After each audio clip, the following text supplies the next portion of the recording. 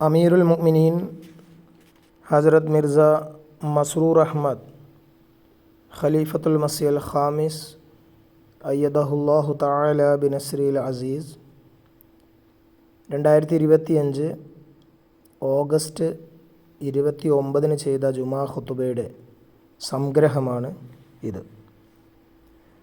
ഇന്നും ഹുനൈൻ യുദ്ധത്തെ കുറിച്ചാണ് ഞാൻ വിവരിക്കുന്നത്. മക്കയിൽ നിന്ന് പുറപ്പെടുമ്പോൾ തിരുനബി സ്വല്ലല്ലാഹു അലൈഹി വസല്ലം അതാബ് ബിൻ അസീദിനെ മക്കയുടെ അമീറായി നിയമിച്ചു. മക്കയുടെ അമീറായി നിശ്ചയിക്കപ്പെടുന്ന ആദ്യ വ്യക്തിയായിരുന്നു അദ്ദേഹം. അന്ന് അതാബിന് ഏകദേശം 20 വയസ്സായിരുന്നു പ്രായം. ഹസ്രത്ത് മുആദ് ബിൻ ജബലിന് മക്കയിലെ ജനങ്ങൾക്ക് മതം പഠിപ്പിക്കാനുള്ള ചുമതല നൽകി. ഹസ്രത്ത് അതാബും അദ്ദേഹത്തിൻ്റെ പിതാവ് ഖുറൈശ് ഗോത്രത്തിലെ പ്രമുഖരും ഇസ്ലാമിൻ്റെ കടുത്ത എതിരാളികളുമായിരുന്നു. ഇസ്ലാമിനോടുള്ള അതാബിൻ്റെ വെറുപ്പ് കാരണം മക്ക വിജയവേളയിൽ ഹസ്രത്ത് ബിലാൽ റളിയല്ലാഹു അൻഹു ബാങ്ക് വിളിച്ചപ്പോൾ തൻ്റെ കൂട്ടുകാരോട് അതാബ് പറഞ്ഞു, എൻ്റെ പിതാവ് ഈ ബാങ്ക് കേൾക്കുന്നതിന് മുമ്പ് തന്നെ മരിച്ചുപോയത് നന്നായി. ഏതായാലും അതിനുശേഷം അതാബ് മക്ക വിജയവേളയിൽ ഇസ്ലാം സ്വീകരിച്ചു. തിരുനബി സല്ലല്ലാഹു അലൈഹി വസല്ലം അദ്ദേഹത്തെ മക്കയുടെ അമീറായി നിയമിച്ചു. എന്നിട്ട് പറഞ്ഞു, അതാബ്, ഞാൻ നിന്നെ അഹ്ലുല്ലായുടെ ദൈവഭവനത്തിൽ വസിക്കുന്ന ആളുകളുടെ മേൽ അമീറാക്കിയിരിക്കുന്നു. അതുകൊണ്ട് അവരോട് നല്ല രീതിയിൽ പെരുമാറുക. തിരുനബി സല്ലല്ലാഹു അലൈഹി വസല്ലമയുടെ വഫാത്ത് വരെ അദ്ദേഹം മക്കയുടെ അമീറായിരുന്നു. ഒരു റിപ്പോർട്ട് അനുസരിച്ച് അദ്ദേഹം ഹസ്രത്ത് അബൂബക്കർ റളിയല്ലാഹു അൻഹുവിൻ്റെ ഭരണകാലത്തും മക്കയുടെ അമീറായിരുന്നു. ഹുനൈൻ യുദ്ധത്തിനായി നബി സല്ലല്ലാഹു അലൈഹി വസല്ലം ശവ്വാൽ 6 ശനിയാഴ്ച പുറപ്പെടുകയും ശവ്വാൽ 10 ഹുനൈൻ എന്ന സ്ഥലത്തെത്തുകയും ചെയ്തു. പത്നിമാരായ ഹസ്രത്ത് ഉമ്മു സലമയും ഹസ്രത്ത് സൈനബും റളിയല്ലാഹു അൻഹുമ ഈ യാത്രയിൽ നബിയുടെ കൂടെ ഉണ്ടായിരുന്നു. ഹുനൈൻ യുദ്ധത്തിൽ മുസ്ലിം സൈന്യം ആൾബലത്തിലും ആയുധശക്തിയിലും എതിരാളികളേക്കാൾ കുറവായിരുന്നെങ്കിലും അതുവരെ ചെയ്ത എല്ലാ യുദ്ധങ്ങളെയും അപേക്ഷിച്ച് കൂടുതലായിരുന്നു. നബി സല്ലല്ലാഹു അലൈഹി വസല്ലം 12,000 വരുന്ന സൈന്യത്തോടൊപ്പം പുറപ്പെട്ടു എന്നാണ് ഐമേ മഗാസി എഴുതിയിരിക്കുന്നത്. മക്ക കീഴടക്കാനായി മദീനയിൽ നിന്ന് വന്ന 10,000 പേരെയും മക്കയിൽ നിന്നുള്ള 2,000 പേരെയും കൊണ്ട് അവിടുന്ന് യുദ്ധത്തിനായി പുറപ്പെട്ടു. ഹദ്രത്ത് സഹൽ റളിയല്ലാഹു അൻഹു ഇരിക്കുന്നു, ഹുനൈൻ ദിനത്തിൽ അദ്ദേഹം തിരുനബി സല്ലല്ലാഹു അലൈഹി വസല്ലമിനോടൊപ്പം യാത്ര ചെയ്യുകയായിരുന്നു. സായാഹ്നം വരെ ദീർഘനേരം യാത്ര ചെയ്തു. അദ്ദേഹം പറയുന്നു, ഞാൻ നബിയോടൊപ്പം നമസ്കാരത്തിൽ പങ്കെടുത്തു. അപ്പോൾ ഒരാൾ കുതിരപ്പുറത്ത് വന്ന് പറഞ്ഞു, അള്ളാഹുവിൻ്റെ ദൂതരെ സല്ലല്ലാഹു അലൈഹി വസല്ലം, ഞാൻ അങ്ങയുടെ മുമ്പേ പോയിരുന്നു. ഹവാസിൻ ഗോത്രക്കാർ അവരുടെ സ്ത്രീകളും ഒട്ടകങ്ങളും ആടുകളും മറ്റു മൃഗങ്ങളുമായി ഒരുമിച്ച് കൂടിയിരിക്കുന്നത് ഞാൻ കണ്ടു. നബി സല്ലല്ലാഹു അലൈഹി വസല്ലം പുഞ്ചിരിച്ചുകൊണ്ട് പറഞ്ഞു, നാളെ ഇൻഷാ അല്ലാഹ് ഇത് മുസ്ലിങ്ങളുടെ മുതലായിരിക്കും. പിന്നീട് അവിടുന്ന് ചോദിച്ചു, ഇന്ന് രാത്രി ആരാണ് നമുക്ക് കാവൽ നിൽക്കുക? ഹസ്രത്ത് അനസ് ബിൻ അബി മർസൽ പറഞ്ഞു, അള്ളാഹുവിൻ്റെ ദൂതരെ, ഞാൻ കാവൽ നിൽക്കാം. അവിടുന്ന് പറഞ്ഞു, ആ താഴ്വരയിലേക്ക് പോവുക. നിങ്ങൾ കാരണം ഞങ്ങൾ വഞ്ചിക്കപ്പെടരുത്. ശ്രദ്ധയോടെ കാവൽ നിൽക്കണമെന്ന് ആയിരുന്നു അതുകൊണ്ട് ഉദ്ദേശിച്ചത്. പ്രഭാതമായപ്പോൾ നബി സല്ലല്ലാഹു അലൈഹി വസല്ലം നമസ്കാരത്തിനായി പുറപ്പെട്ടു. നമസ്കാരം കഴിഞ്ഞ് അവിടുന്ന് പറഞ്ഞു, നിങ്ങൾക്ക് സന്തോഷ വാർത്ത, നിങ്ങളുടെ കുതിരപ്പടയാളി എത്തിയിരിക്കുന്നു. നബി സല്ലല്ലാഹു അലൈഹി വസല്ലം ഹസ്രത്ത് അനസ് ബിൻ അബി മർസലിനോട് പറഞ്ഞു, നിനക്ക് സ്വർഗ്ഗം നിർബന്ധമാക്കപ്പെട്ടിരിക്കുന്നു. മാലിക് ബിൻ ഔഫ് മുസ്ലിം സൈന്യത്തിലേക്ക് 3 ചാരന്മാരെ അയച്ചു. എന്നാൽ ഈ 3 പേരും ഭയന്ന് വിറച്ചാണ് തിരിച്ചെത്തിയത്. അവർ പറഞ്ഞു, ഞങ്ങൾ കുതിരപ്പുറത്ത് വെളുത്ത ആളുകളെ കണ്ടു. യുദ്ധമുണ്ടായാൽ നമുക്കവരെ കീഴ്പ്പെടുത്താൻ കഴിയില്ല. ഭൂമിയിലുള്ളവരെ കീഴ്പ്പെടുത്താനാവാത്ത നാം എങ്ങനെ ആകാശത്തുള്ളവരുമായി യുദ്ധം ചെയ്യും? ഞങ്ങൾ പറയുന്നത് കേൾക്കൂ, നിങ്ങൾ തിരിച്ചു പോകുന്നതാണ് നല്ലത്. എന്നാൽ മാലിക് ബിൻ ഔഫ് അവരെ ശാസിച്ചു. എന്നിട്ട് മറ്റൊരാളെ അയച്ചു. അയാളും പെട്ടെന്ന് തന്നെ തിരിച്ചു വന്നു. ഭയം അയാളെയും ബാധിച്ചിരുന്നു. നാം തിരിച്ചു പോകുന്നതാണ് നല്ലത് എന്ന് അയാളും പറയുകയുണ്ടായി. എന്നാൽ മാലിക് അതൊന്നും അംഗീകരിക്കാൻ കൂട്ടാക്കിയില്ല. ഹസ്രത്ത് സൽമാ ബിൻ അക്വാ വിവരിക്കുന്നു, ഞങ്ങൾ തിരുനബിയോടൊപ്പം ഹവാസിൻ ഗോത്രവുമായി യുദ്ധം ചെയ്യാൻ പോയി. അപ്പോൾ ഒരാൾ വന്ന് ഞങ്ങളോടൊപ്പം ഇരുന്ന് ആളുകളോട് സംസാരിക്കാൻ തുടങ്ങി.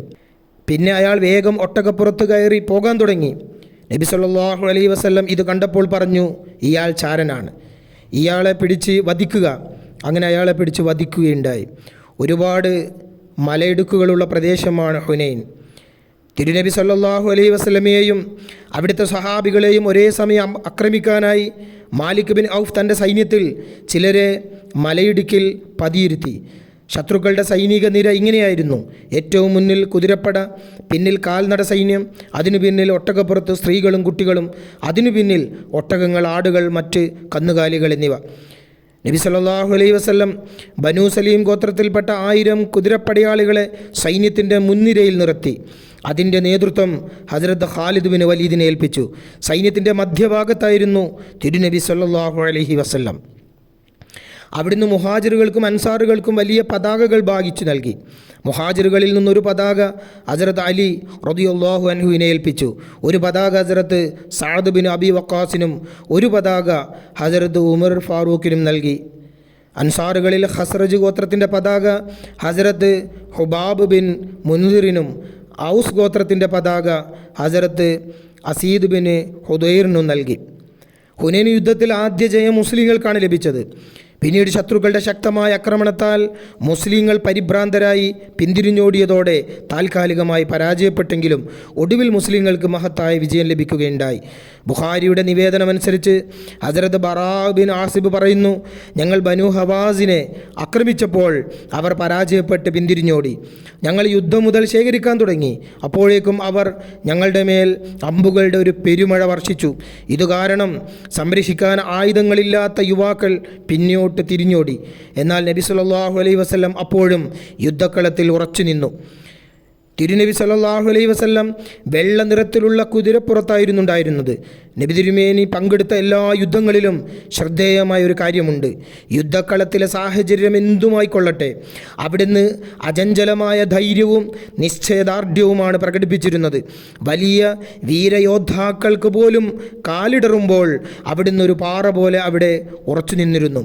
ഹസ്രത്ത് മുസ്ലിം മൗദ് ഖലീഫത്തുൽ മസീ സാനി റളിയല്ലാഹു തആല അൻഹു ഹുനൈൻ യുദ്ധത്തിൽ ശരവർഷത്താൽ തിരിഞ്ഞോടിയ സംഭവത്തെക്കുറിച്ച് പറയുന്നു.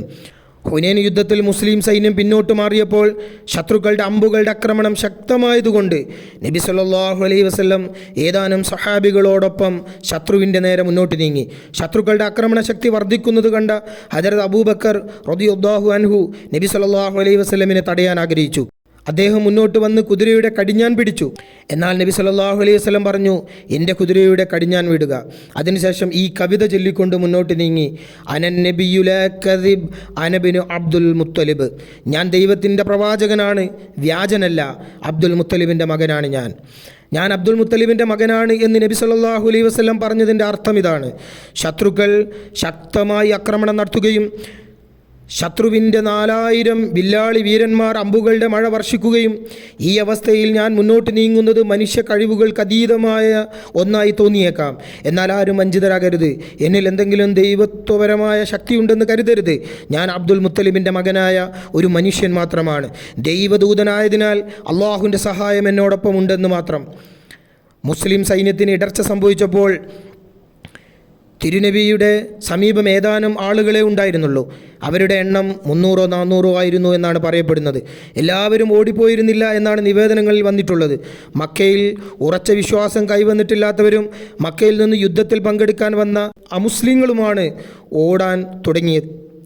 ഈ അപ്രതീക്ഷിത പരാജയത്തിന് കാരണം ശത്രുക്കൾ ഒരുമിച്ച് അമ്പുകളുടെ മഴ വർഷിപ്പിച്ചതായിരുന്നു. ഏതായാലും ഇതിനെക്കുറിച്ചുള്ള കൂടുതൽ വിവരണങ്ങൾ ഇൻഷാ അല്ലാഹ് വിവരിക്കുന്നതാണ്. ഇന്ന് ജർമ്മനിയിലെ വാർഷിക സമ്മേളനം ആരംഭിക്കുകയാണ്. ജൽസയുടെ ഉദ്ദേശ ലക്ഷ്യങ്ങൾ നിറവേറ്റാൻ അള്ളാഹു തൗഫീക്ക് നൽകണമേ എന്ന് അവിടെ പങ്കെടുത്ത എല്ലാവരും ദുആ ചെയ്യേണ്ടതാണ്. ഇത് വെറുമൊരു മേളയായി കരുതരുത്, മറിച്ച് ഈ ദിവസങ്ങളിൽ തങ്ങളുടെ വൈജ്ഞാനികവും കർമ്മപരവും ആത്മീയവുമായ വളർച്ചയ്ക്ക് വേണ്ടി തുടർച്ചയായി പ്രവർത്തിച്ചുകൊണ്ടേ പോകണമെന്ന് പ്രതിജ്ഞയെടുക്കണം. ഇതിനായി ഈ ദിവസങ്ങളിൽ പ്രത്യേകമായി ദൈവസ്മരണയിലും പ്രാർത്ഥനകളിലും സമയം ചെലവഴിക്കുക.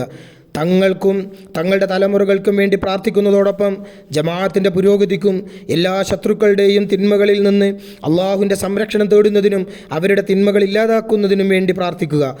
അള്ളാഹു അവരുടെ തിന്മകളിൽ നിന്ന് നമ്മെ രക്ഷിക്കുമാറാകട്ടെ. പാകിസ്ഥാനിൽ ദിവസവും എന്തെങ്കിലും വേദനാജനകമായ സംഭവം നടക്കുന്നു.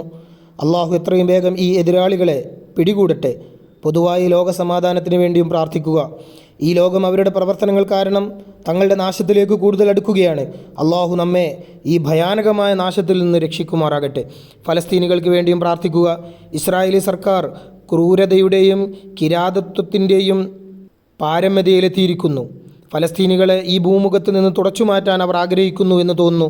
നിരപരാധികളായ കുട്ടികൾ, സ്ത്രീകൾ, വൃദ്ധർ, രോഗികൾ എന്നിവരോടുള്ള ക്രൂരത അതിൻ്റെ അതിരുകൾ ലംഘിച്ചിരിക്കുന്നു. എല്ലായിടത്തും ഒരു കൂട്ടക്കൊല നടക്കുന്നു. ഇപ്പോൾ ചില രാഷ്ട്രീയക്കാരും ഭരണകൂടങ്ങളും ഇത് തെറ്റാണെന്നും ഇത് നിർത്തണമെന്നും പറയാൻ തുടങ്ങിയിരിക്കുന്നു. എന്നാൽ ഇസ്രായേലി സർക്കാർ അവരുടെ വാക്കുകൾ കേൾക്കാൻ തയ്യാറല്ല.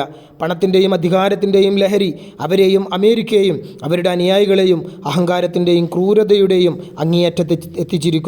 മുസ്ലിം ഭരണകൂടങ്ങളും ഒന്നും ചെയ്യുന്നില്ല. അവർക്കൊന്നും ചെയ്യാൻ കഴിയുന്നില്ലെങ്കിൽ ദൈവിക സഹായം ലഭിക്കുന്നതിനായി അവർ തങ്ങളുടെ അവസ്ഥകളിൽ ഒരു പരിവർത്തനം സംജാതമാക്കി അള്ളാഹുവിൻ്റെ മുമ്പിൽ തലകുനിക്കട്ടെ.